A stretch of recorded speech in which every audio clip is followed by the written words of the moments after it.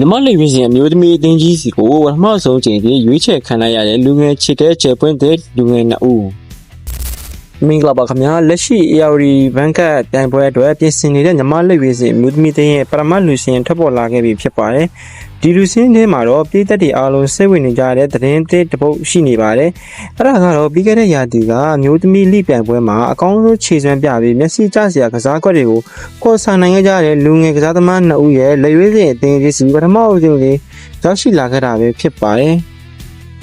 သူတို့နှစ်ဦးကတော့ရန်ကုန် United အသင်းရဲ့ခန့်စည်းကျောင်းဆောင်နောက်ခံလူ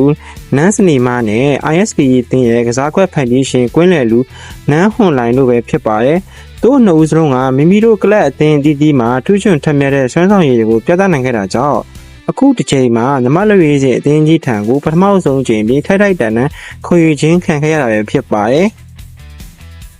ပြည်တွင်းလိကနေနိုင်ငံကိုစားပြီးလက်ရွေးစဉ်အထိတလန်းနိုင်ဝင်ရရှိသွားတဲ့ဒီလူငယ်ခြေတက်ကစားသမားနှစ်ဦးအနေနဲ့လာမယ့် ARD 3နိုင်ငံဖိတ်ခေါ်ဖလားပြိုင်ပွဲကြီးမှာတော့ဘလို့ပုံစံမျိုးနဲ့ခြေစမ်းပြမလဲဆိုတာကိုတော့ရှင်ကုန်ဆက်လို့ရှားစွာစောင့်ကြည့်သွားမှာပဲဖြစ်ပါတယ်။ပြည်သက်ကြီးတို့ရောဒီလူငယ်ကျယ်ဝတ်နှစ်ဦးရဲ့အလားအလာပေါ်ဘလို့မြင်ကြလဲဗျာ။ကိုမတ်မှာဝင်ရောက်ဆွေးနွေးပြီးခဲ့ကြပါအောင်အားလုံးကိုကျေးဇူးတင်ပါတယ်ခင်ဗျာ။ဗီဒီယိုသိတဲ့နိုင်သိအောင်လို့ကျွန်တော်ရဲ့ channel လေးကို like and follow လုပ်ခဲ့တဲ့အတွက်ကျွန်တော်ကမေတ္တာရပ်ခံပါတယ်ခင်ဗျာ။အားလုံးကိုကျေးဇူးတင်ပါတယ်။